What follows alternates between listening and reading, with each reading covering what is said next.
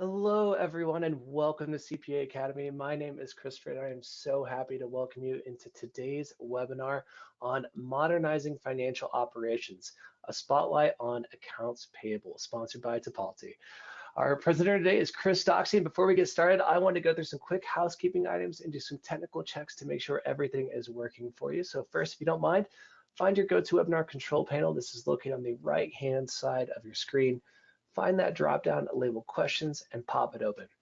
Now, this one pane will have several uses for us today, but right now, if you could send me a quick note, let me know that you can hear the sound of my voice. You can see the slides that Chris has up on the screen.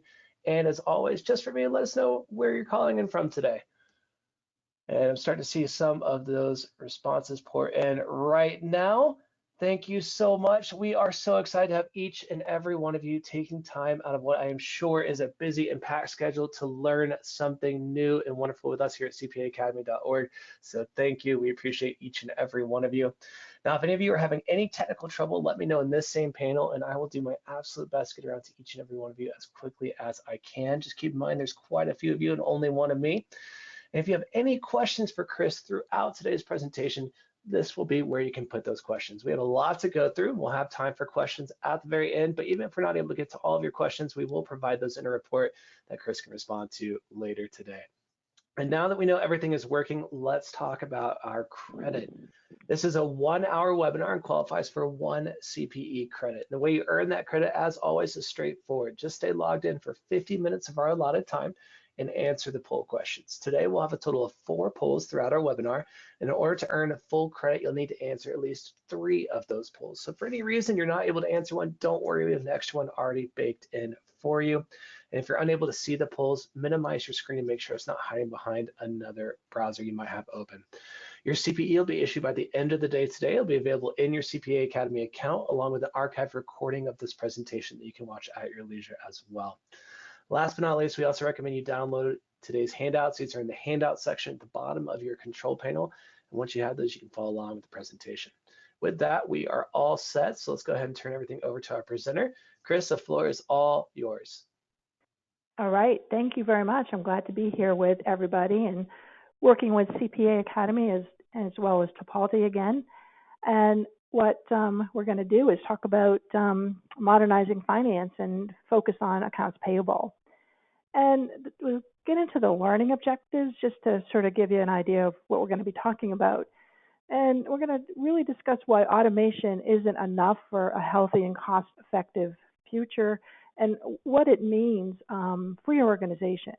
We'll talk about using a strategy of modernization to your advantage and your accounts payable process. And we'll provide a look at accounts payable automation best practices. And as far as our sponsor, I've been working with Topalti for a couple of years now, and Topalti is really the only company and solution provider that handles both AP and mass pay for mid-market companies. And what's really impressive about Topalti is they're focusing on the entire cycle, which includes the funding of global entities, onboarding the global supply chain, streamlining invoice workflows, and reconciling data. So it's really an end-to-end solution, right from supplier onboarding to the reconciliation process. And what Topalti really does is it enables high-growth companies to scale quickly by making payable strategic, which is right in line with our theme today. And what's really cool is Topalti customers typically reduce operational workflow by 80%. And what I love to see is we're also accelerating the financial close by 25%. And we're looking at strengthening financial controls and spend visibility. So that's a little bit about Topalti for you, and many of those key themes we'll be talking about throughout today's presentation. And so we'll start with some statistics. And I looked at Blackline, who does a lot of support for the financial close and automating the financial close. But they're talking about the future of automation. I've also got some other statistics in here for you to use as a reference. But as far as what the prediction is for automation, one leading analyst firm predicts that by 2024, which isn't really that long in the future, 60% of mid-sized and large organizations will employ cloud-based applications to automate and improve the financial close process. So what we're talking about is really reallocating accounting resources and really taking accounts payable away from that back office sort of perception and moving them into the forefront. And we'll see why and how that can happen. And unfortunately, finance doesn't have the most illustrious record of successful automation projects. There's been a lot of stops and starts over the years. And what we're seeing is if we look across the entire finance function, the automation gap is still a pretty big gap. And some of the survey respondents that came from this Black Line survey said that they could do much more to automate finance. And I'm a process flow person, and you'll see some of those examples in today's material. But you're really going to look at the end-to-end and see where it makes sense to automate, and particularly what is going to address your biggest pain points. All right, so less than 30% of companies have actually redesigned their processes across all functional areas and business units affected by processes. And what the point here is, we talk about best practices and doing things properly and smartly before we even undertake automation. Because automation is a wonderful thing, but it's not the end-all be-all. And what we're going to start out with is a polling question here. And the poll question is, what specific processes impact your accounts payable team the most?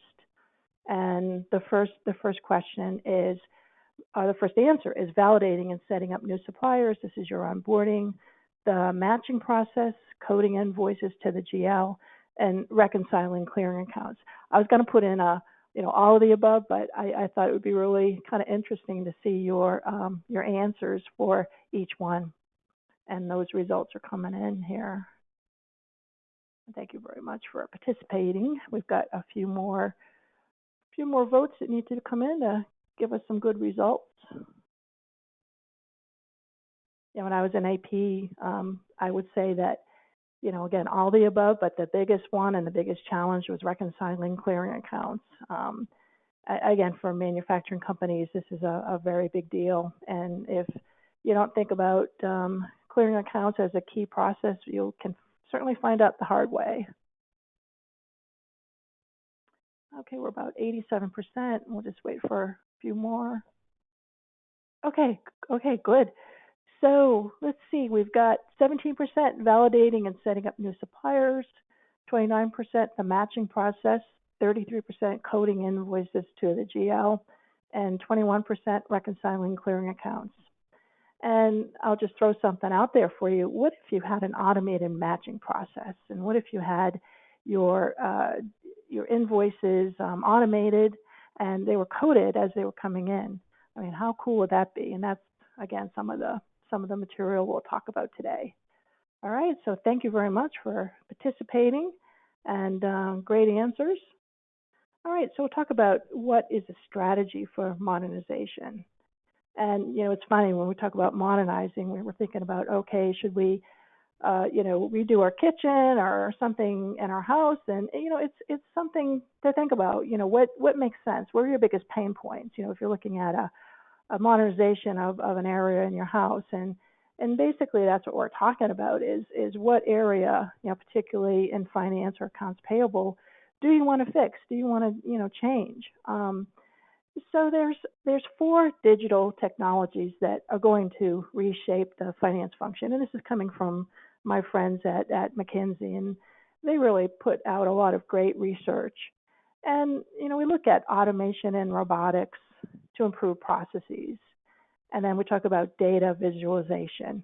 And this gives, of course, end users real-time financial information. And, again, in today's day and age, this is still a big deal. We really don't trust the data. How do we get it in a real-time format and totally reconciled? And, we talk about one source of the truth, and how do you get to that point? And then advanced analytics for finance, and that's to accelerate decision support. And then we look at also advanced analytics, not only for finance, but for the business. And this is really kind of marrying up finance with the business and making sure they're certainly seeing the same types of analytics. And of course, at the business level, we're looking at pricing and SKU lineups and tracking resource and certainly predictability. And all that can happen with automation and the data visualization and the correct data, of course. So who are the decision makers? And if we're looking at CFOs and controllers, these are the people that really drive the finance organization and can certainly help influence the automation or modernization direction. And they're stewards. They have a stewardship to the company to prevent cash leakage. And if you look at, well, if we have internal controls, they're usually in the hands of the controller or the CFO, but they really want to make sure that across a company that cash leakage is not an issue. There are also operators where we're looking at aligning capabilities and cost. And as we automate, as we modernize, jobs change, responsibilities change, and we still have to make sure that we're fulfilling the finance organization responsibilities and doing a lot of enhancements. They also have a strategic direction where they're aligning business and financial strategy, providing that leadership, and as a catalyst, got to change some behaviors to achieve objectives. And that's to, of course, set goals and objectives and plans to make sure those behaviors are lining up. So what's happening to the role of the CFO? And this ties back to some of the information we saw in the data from McKinsey, data-driven decision-making, information-based competitive advantage, enhancing the speed to insight. I really like that phrase because it's not just the speed to get to the data, but it's the speed to insight. And what makes this all happen? Process automation, extracting value from the information, and making decisions a lot faster, and of course getting to that insight a lot quicker.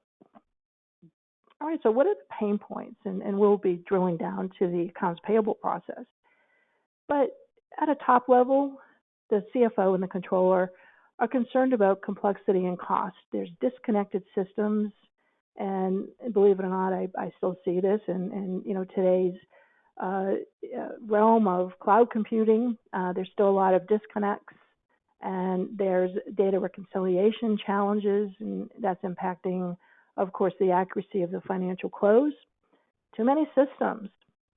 And, if any company does an inventory of the systems that they're using, it's very interesting because you might be surprised and find that there's sometimes some offline systems still doing things on spreadsheets.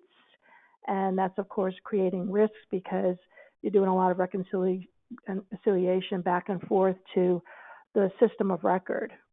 So cost and complexity, too many systems and way too many spreadsheets. We got a couple more pain points for you. Not enough time. And of course, with accounts payable and accruals, we're adding to the overly complex closing procedures. And data, again, being a big driver here, untrustworthy data. And, I was actually, besides accounts payable, I had some responsibilities on the financial close. And data had to be correct and timely. And if you're in the middle of a close, preparing worksheets and work papers and getting ready to prepare the financials, and you find out that someone sent you the wrong data, it really caused a lot of problems. And then validation that controls are working. Now, if we're in a very manual, we'll call it an old-fashioned type of process, we're always worried that controls are working. We're always worried about the risk. Did someone key in the data correctly? Did we key in the correct invoice? Is there a duplicate payment? Is there a possibility of fraud?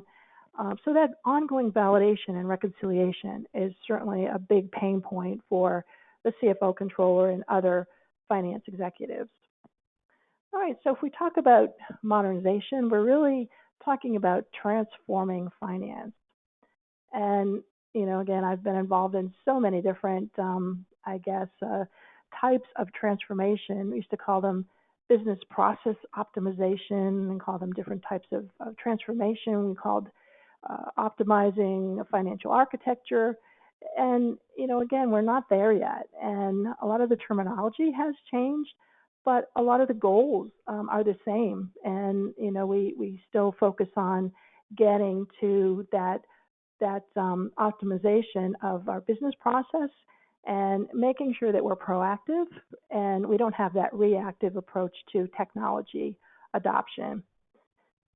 And what is a key or three key components of a successful finance transformation? Of course, are people, process, and technology. Sometimes we forget about the people. It's like, oh, wait, we got to go back and train someone. We got to make sure we communicate. And the process is usually included in the technology. But lining up all three is a challenge and still remains a challenge in any sort of transformation or modernization effort. And here are the key components for a successful finance transformation. And if we drill down a little bit on each of the three components, and we mentioned this a little bit, we're looking at new core competencies and expectations for finance and accounting and that culture of modernization. And that's a lot of change management and, of course, communication. And as far as the process, we're prioritizing a company-wide digital transaction processing type of environment. And we need to focus on timely and accurate data, the need for data analytics, and that's all going to get to that timely and accurate financial close and one source of the truth. With technology, looking at the biggest pain points, defining a business case, and matching your technology with your strategy, and have an understanding from a technology perspective that one solution doesn't fit all. You might have different pain points, and you might have some types of process improvements that can be done with some best practice solutions. And if we look at the AP process, and the reason we focus on financial close is really divided into three main categories. And where AP comes in, that's where we're accumulating transactions and driving the reconciliation process and an accurate subledger close. The second part of the corporate close process is the corporate close and consolidation. And then the last bit is the analytics and reporting, or often called the final mile. So you can see, if you line everything up as we're implementing a transformation, we still have to look at the impact on the close. I've been involved in a lot of mergers and acquisitions, and one of the biggest things was, okay, we still got to close the books. It doesn't matter that we've got 16 different general ledger systems, but we still have to make sure we're closing and meeting the predictability goals and the accuracy goals. And doesn't matter how we get there, but we've got to get there in a timely manner.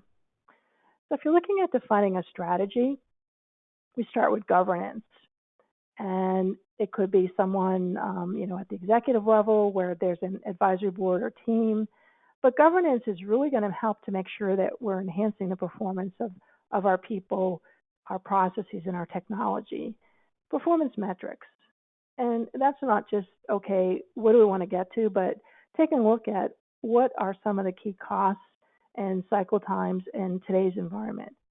And that could be exceptions, transaction costs, percentages of non-matched invoices, and competencies. And one of the things to think about, and I mentioned AP as a back office, type of process, and it's really evolving into a team of very strong financial analysis types of folks.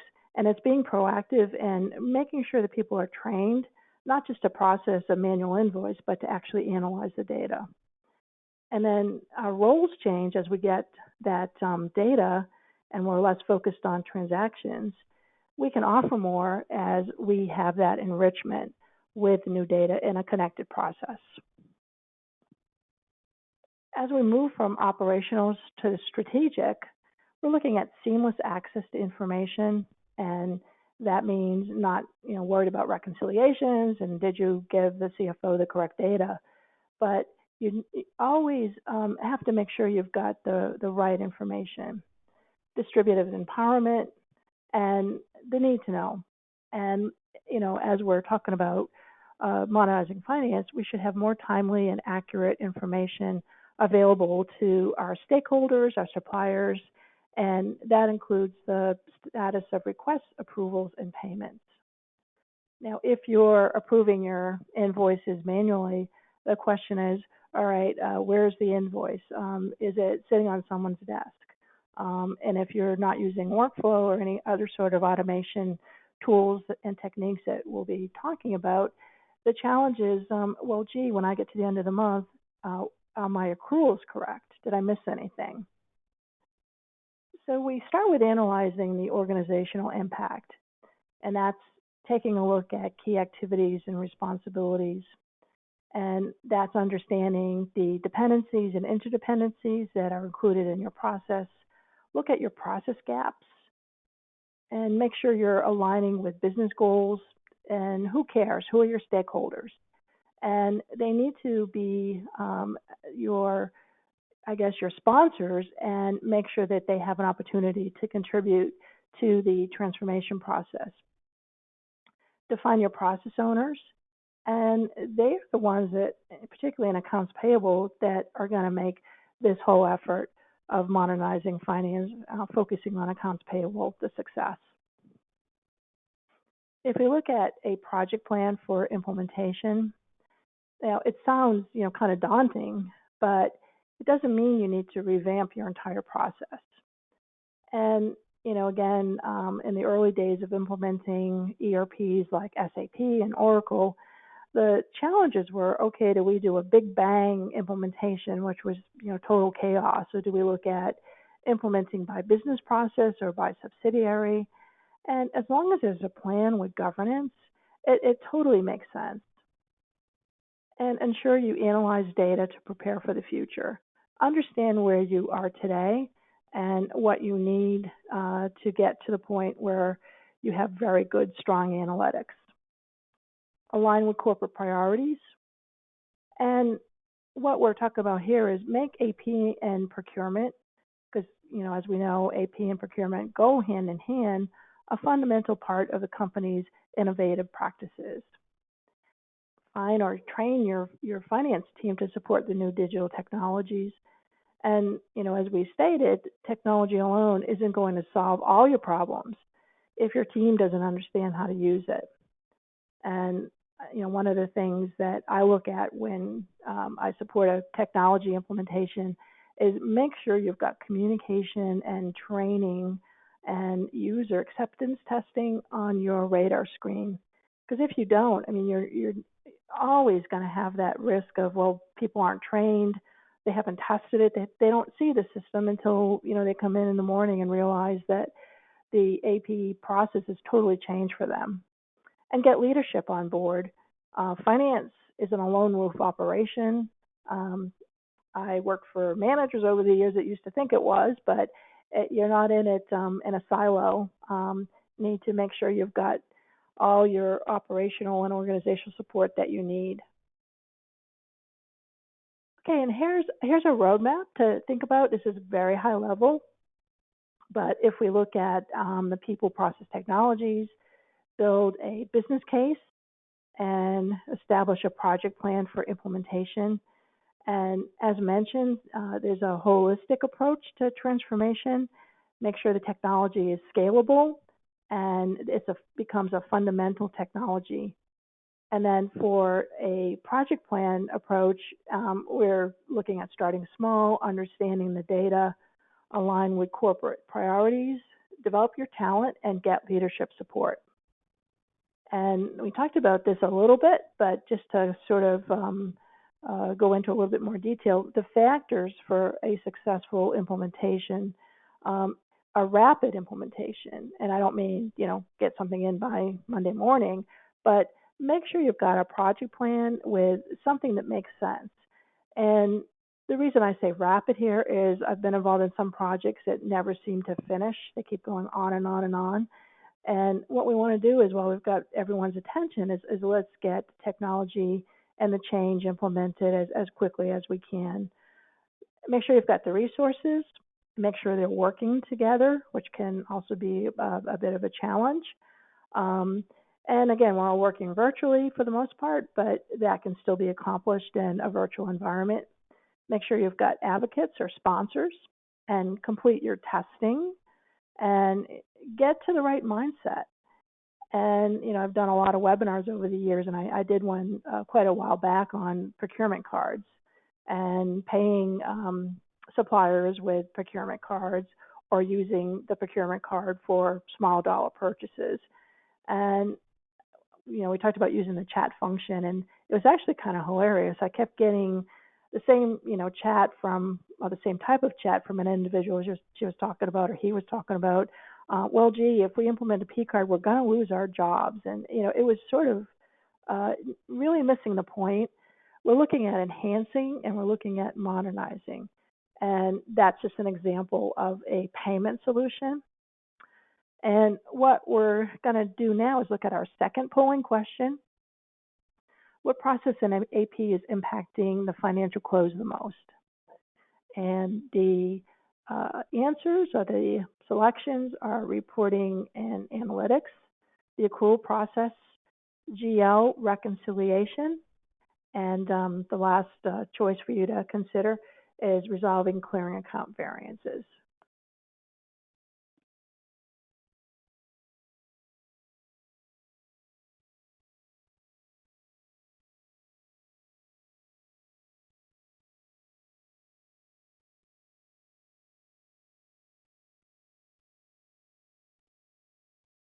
It was interesting. Years ago, when we were working on an SAP implementation, we were told that the GRIR, goods receipt, invoice receipt account was self-reconciling. Well, never believe that if someone tells you that. Anyways, long story short, we had a major variance to consider on a worldwide basis. And the only way we could really get to a point of resolving it was to implement a new type of reconciliation process. All right, so the winner is the accrual process at 33%, 25% GL reconciliation, 23% reporting and analytics, and 18% resolving clearing account variances. All right, thank you very much for answering that question. And we've got 2 more to go. All right, so now we're going to get into AP automation. We've set the stage really at a corporate level. And if you're really on your toes here, we're going to talk about another polling question. And the polling question is, what AP processes would you like to automate? And the suggestions are supplier validation and onboarding, invoice approvals and processing, the matching process, and supplier questions. And we'll tell you how you can actually automate some of these things in the next couple of slides.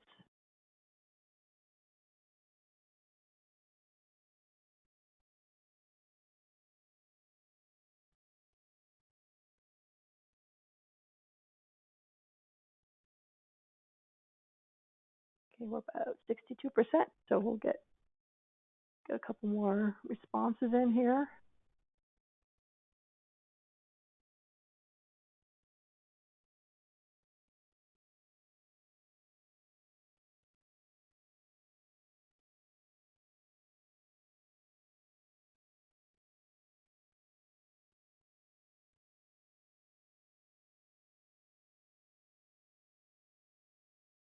Okay, so here we're looking at one of the areas we'd like to automate is invoice approval and processing at 48%. Next is the matching process at 29%, 13% supplier validation and onboarding, and 9% supplier questions. So that must mean you must not be getting a lot of supplier questions, which is probably a good thing. All righty, moving on here. All right, here's one of the process flows I mentioned. And I talked about how accounts payable needs to play nice with procurement. Sometimes that doesn't always happen. But if we think about an end-to-end process, we have procurement that's responsible for sourcing, supplier selection and management, contract management, purchasing and ordering, and then we also have receiving. Particularly in a manufacturing environment, we want to make sure that those goods and services are received, the goods particularly in manufacturing or production, and receipts are processed. Now in accounts payable, we have our supplier master process, invoice processing, P-card in some cases, T&E is usually under the responsibility of AP, the payment process, accounting processes, and if you think about it, accounts payable has customers, and those include suppliers. Procurement is an actual customer of accounts payable, and in some cases, if accounts payable is the shared service center, there are customers of that shared service center that need to be considered. And last but not least, we look at reporting, analytics, and metrics. And having a good handle on what's happening within particularly accounts payable is going to help you as you automate, because if you know what your cost per invoice is, what your cycle time is, what your concerns are, you can actually see those improve as you're implementing some of the solutions we'll talk about. This is just a bigger view for you of the accounts payable process. And we have a interesting chart here for you. And as we kind of click through it here, this is what a manual AP process looks like. And if you think about it, there's a lot of arrows. There's a lot of people running around, and some of the invoices are coming in a lot of cases, postal mail. Some is PDF. And I once talked to somebody about invoice automation, and I said, well, gee, we're pretty much automated. We get PDF invoices and into our accounts payable department.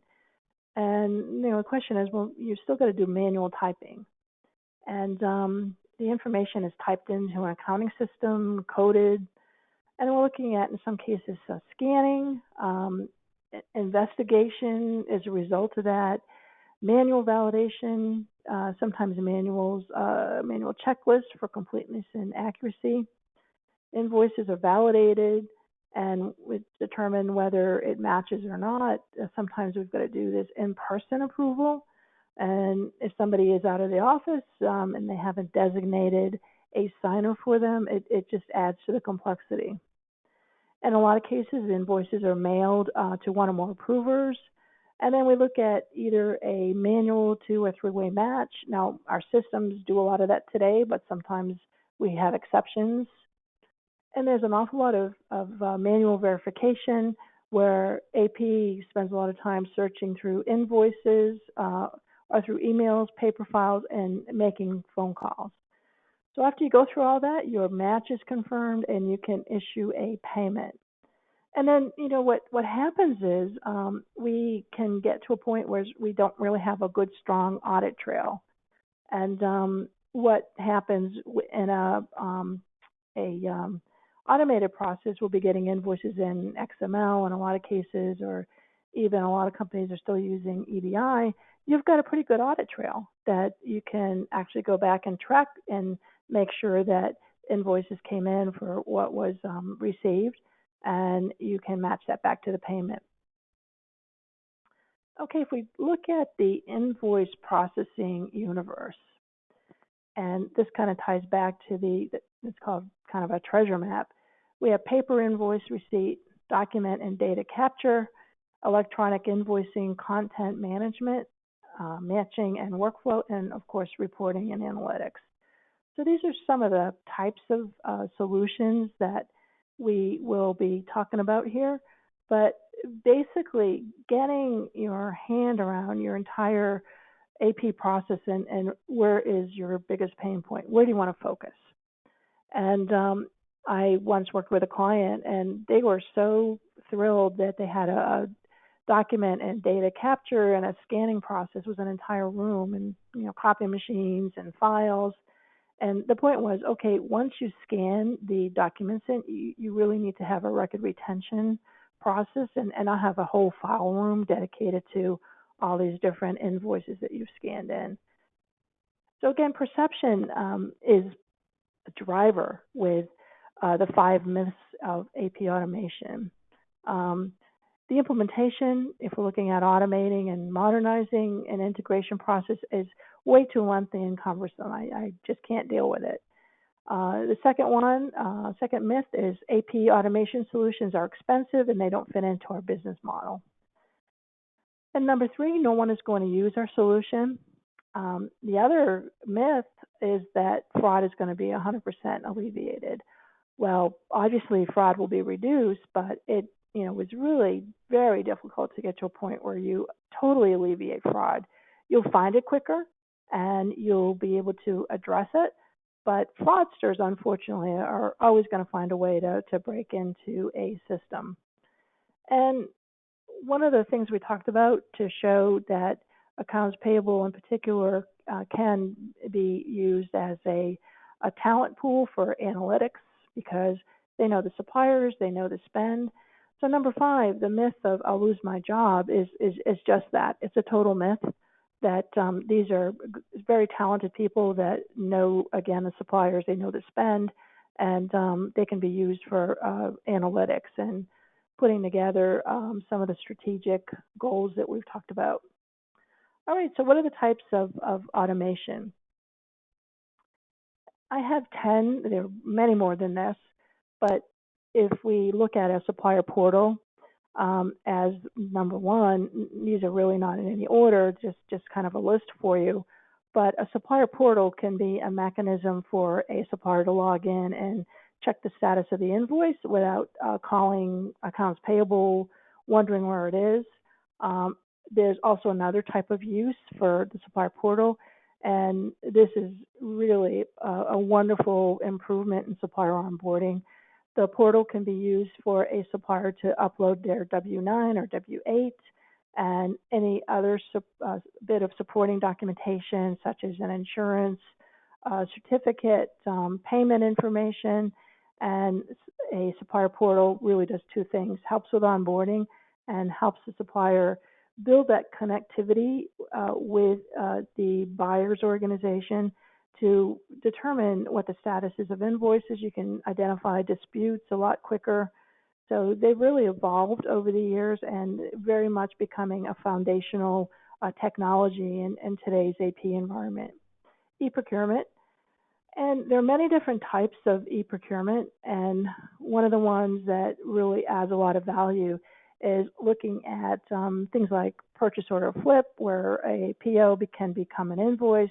You don't have to worry about those miscodes for GL and making sure that information is all transported correctly.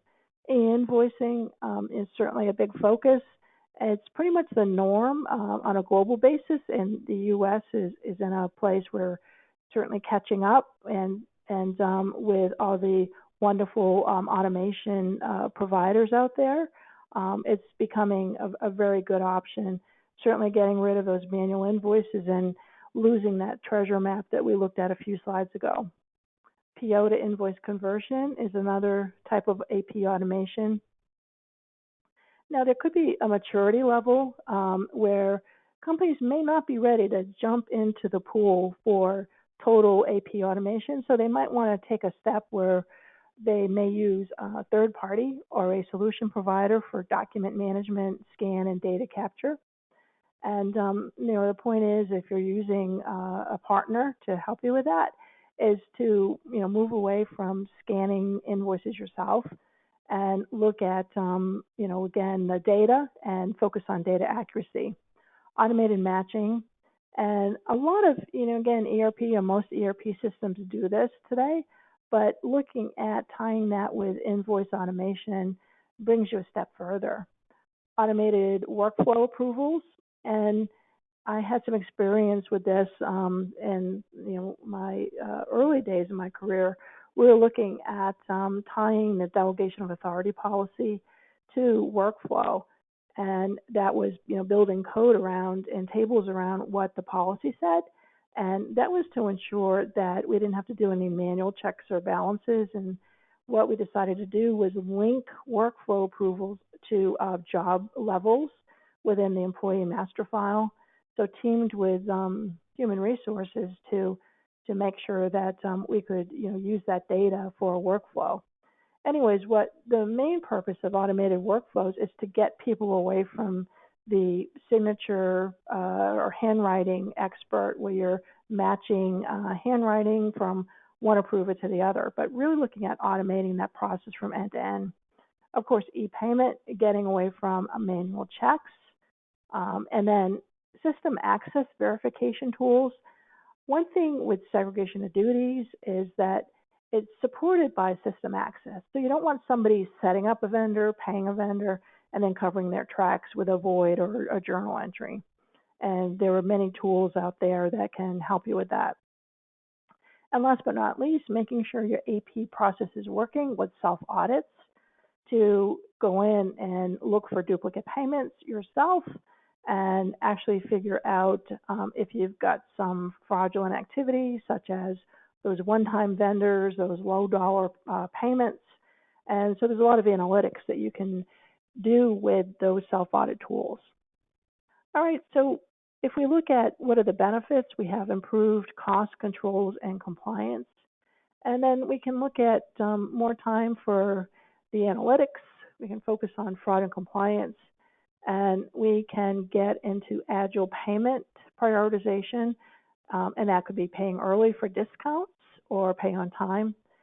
And that improves supplier relationship management within AP as well as procurement and builds technology expertise. All right, so what is the automation journey? If we kind of break up those those 10 types of automation solutions, we can see the ones that apply to procurement, to receiving, and to accounts payable. And our targets, of course, are compliance control, process efficiency, and cost savings. All right, so cutting costs. And this is actually coming from Strategic Finance magazine. And what is really interesting, we talked about reconciliation being one of the pain points, but there's 10 ways to cut the real cost of accounting. So this cuts across AP and finance. But looking at the approval workflow engine, that's really one of the key things that is going to help finance. And then looking at shifting to auditor self-service, which is certainly a great way and a great addition if you've got those self-audit tools as well. And again, we're always thinking about the impacts on people, process, technology as we start considering. All right, so what are the obstacles? And this data comes from McKinsey again. And what we're saying here is that to move forward, there are 6 obstacles to digitizing or transforming finance. And one obstacle is the overall digital vision is not clearly defined. It's either siloed or not, there's not a statement, and people all have different perceptions of it. So getting to that commonality and getting that vision defined. The second one is digital initiatives are not linked to any overarching business strategy. And what we want to think about is, well, gee, we don't want to automate just for the sake of automating. It has to be tied to an overall strategy. Another obstacle is the lack of clear, strong mandate to digitize processes across organizations. And there's another term that's out there. It's called business process automation. And that's sort of like, well, gee, if we automate accounts payable, maybe we need to look at automating procurement as well, and look at end-to-end processes to develop that strategy. Another obstacle is backlash within the finance function over changes resulting from the digitization initiative. And that could be concerns about roles, incentives, change management is really a big part here. Okay, number 5 is the lack of understanding between digital finance teams and business units. And this is, understanding where finance connects. where accounts payable connects to, and where the entire finance team connects, and making sure that there's a common strategy and make sure that those strategies are integrated. The last one is there's a gap between current capabilities and those required in the digital finance function. And, again, we say that, we don't have the talent, and, part of it is building that talent, making sure that people are getting the training they need to become gurus with data analytics. And if you move from that processing role, it's not just, you're not pushing paper, or you're not keying in invoices. You're actually implementing analytics, and you can develop your own set of metrics and KPIs and spend analytics. And, again, it's a wonderful thing. But those are, again, 6 key obstacles to consider if you're in the middle of a transformation. This is a good thing to look at to determine where you are, and look at building those capability programs and finance, and not only investing in top talent, but seeing where you've got opportunities within your company to move somebody up in the ranks. All right, so with that, we are open for questions. All right, and we have a question here. Someone's just wanting clarification what T and E stands for. Okay, that would be travel and expenses. So if you go on a business trip, and which we haven't done in so long, but if you go on a business trip, you would expense your your rental car, airline, hotel, any sort of meals to your company. So that is travel and expense. It used to be called travel and entertainment, but travel and expense is the common definition. And our next question here is, if we scan in invoices to our GL software, should we keep the hard copy? Right now, we do this just in case something is missed. If you use some sort of a file management type of thing, again, you want to try to get rid of paper. But if you're scanning them to something like, some sort of file management or SourceNet or something like that, as long as auditors can get to it, you should be fine. Okay, and our next question here. They're asking, how do we tackle sales use tax in transactions between the US, Canada, and Mexico, i.e. Canada does not allow ACH, only wires? There are many options for sales and use tax software. I believe that look across functionality outside the US. And it's certainly worth looking into automating your sales and use tax process by looking at some of those solutions. I know Vertex is one of the biggest ones that's a good solution to look into. All right. Our next question is, let's see here. All right. How do I establish my priorities when establishing an AP modernization strategy? How do you establish your priorities Yeah, I would understand where your pain points are within your AP process. If it's supplier questions, if it's supplier onboarding, if it's invoice accuracy, if you've had a lot of duplicate payments. Again, there are solutions that that tackle all of those issues. If you're worried about data accuracy, right to the GL. I mean, it's really understanding what your process looks like today and where you've got some process gaps that can be automated. All right, our next question is, why is it important to fully understand my AP process before I undertake a modernization initiative? Yeah, understanding your current process is really a good starting point, and that's almost a traditional process analysis step, is knowing where you are, and that helps you decide where you want to be. And if you've got control issues, if you've got data issues, if you've got resource issues, it's really sitting down and doing an end-to-end process map similar to the ones that we looked at during today's presentation. and identifying those gaps and figuring out an action plan that will help you move forward and prioritize the next steps. And here's an interesting question. We have a lot of invoices for services. Do you have any suggestions since we can't do a three-way match because there's no packing slip or receiving document? That's a good question. Um, part of the challenge with services, whether it's professional services or customer service type of things, you can actually try to work with procurement to see if you can have a look at the statement of work. And if it's a professional services type of contract, typically what they what a professional services organization will do is bill towards against a deliverable or a milestone. And of course, accounts payable doesn't know that unless you go and take a look at the contract or statement of work to be able to see those details.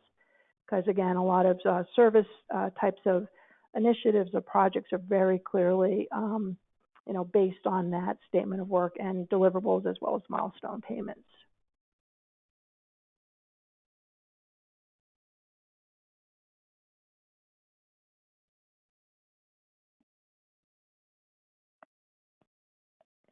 And our next question is, what if my AP department has been integrated into a shared services structure? Should I take a look at my entire shared services department?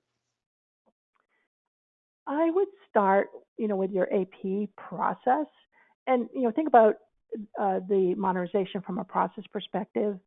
Start with your process and see if there are any opportunities to automate any of the other entities or processes within shared services. So if, as an example, if shared services has a supplier master set up as a separate uh, process flow, well, that's really part of the AP, end-to-end, I guess, continuum. But really understanding, what other, I guess, areas are that touch AP. So customer service could be one where there could be another, separate department that's focused on supplier questions. That's a good opportunity for supplier portal. Reconciliation, is there another accounting department that does account reconciliation? Well, they could be brought into the automation process as well. But understanding, end to end as well as your dependencies and interdependencies will really help you establish the next direction in a shared service organization. And our next question here is, this particular person has their pain point is POs being changed. What can they do and what software might be able to help them? POs being changed. Um, that's an interesting one. Well, a lot of this ties back to not only, process flows, but best practices. And, usually there should be a business rule or policy around what the requirements are or what the definitions should be for changing a PO. There's such things like tolerances and who does what, but a lot of it's, again, the policy, the roles and responsibilities, and it could be a percentage that's acceptable to change. But if somebody in procurement is just arbitrarily changing POs, well, that's kind of a red flag for fraud. But then having that, we talk about segregation of duties, but if accounts payable is just arbitrarily changing purchase orders, that's not a good thing to do either. I mean, that's also a red flag for fraud. So again, there's a lot of software that helps with e-procurement as well as e-invoicing. And, again, e-invoicing is certainly a solution that's going to help you prevent any fraud or any of the challenges we talked about. But basically, it's understanding whether you want to look at a e-procurement or a e-invoicing or something like a PO flip. There's also solutions that provide direct input or integration into your ERP or your GL. So yeah, I mean it's not a simple question, but yeah, there's a lot of good answers that you can look at and just do a little bit of research. All right. And we have a question here about the automation process. Is the automation process adding to your accounting software or is it actually changing it? They use QuickBooks Enterprise. Yeah, it's adding to it. It's enhancing it. And again, many of the software providers out there, like Topology, interface with many different systems, and so you're not changing, your system of record, which in your case would be QuickBooks. You're just adding another type of functionality to your process, which would be an interface directly into QuickBooks. All right. Our next question is, why do AP modernization slash automation projects fail and what is the biggest success factor? Yeah, a lot of the automation and modernization projects fail because there's not a sponsor, and there's not a project plan, which would be number two, and no one, is paying attention. Communication breaks down, and I think one of the most successful projects I've ever helped lead was an automation effort in which we just touch base for a couple minutes every day, not during the whole project, but during implementation. And you bring problems or successes to the forefront immediately and don't, wait until something becomes a problem, particularly if you've had a quick win as well. You want to make sure that that's communicated. But having a project plan, having a sponsor, having a project team, and having that communication is critical. Because remember our three components: people, process, and technology. Integrating those three into your effort is really going to go a long way, where you're thinking about, okay, now that I'm done with the project, I want to make sure that people are trained and that we do a lessons learned or post-mortem review, some people say, to make sure we pay attention to things we could have done better and things maybe we can improve in our next project. And before we get to our next question, I'm going to go ahead and launch our fourth poll here. This is our fourth and final poll for the day. Just to make sure everyone gets credit in case they missed the earlier poll, what is your firm or company size? And while we leave that up, feel free to submit any additional questions that you might have in that questions panel. We have about 2 minutes remaining in our time today.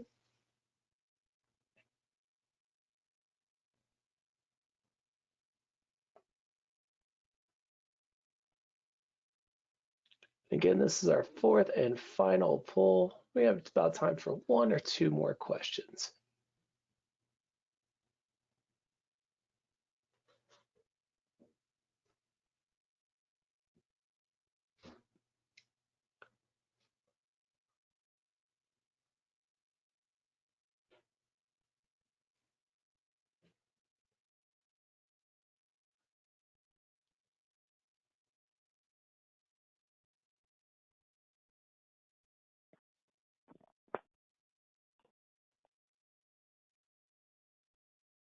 We have a question here, Chris. Someone's asking, what should their first step be? The first step be for modernization. I believe that's what that is. If you've submitted that question, if you could give us a little bit of context and just provide that in the questions panel, just drop that in for us. I believe that's what they're asking. Yeah, that makes sense. Well, first of all, it's not to be redundant, but have a look at your pain points, understand where you are, where you want to be, and that should be defined in your business case. And we didn't talk about a business case very much in today's webinar, but your business case should really have a good understanding of what you need to do to move forward. And I once worked for a CFO, and the question was, if I ever went in with a request for new software or a new project, okay, why do we need it and how much does it cost? So that's something to think about. Understand your process and think about being able to answer that question. Why do we need it and how much does it cost? All right, and with that, we are at the end of our time. Chris, did you have any final thoughts or closing words? No, thanks for everybody, and thanks for your help with that last polling question. I think we must have lost it in the shuffle somewhere, but thanks again for all your help, and thanks for everybody for your participation today, and hope to see you at another webinar.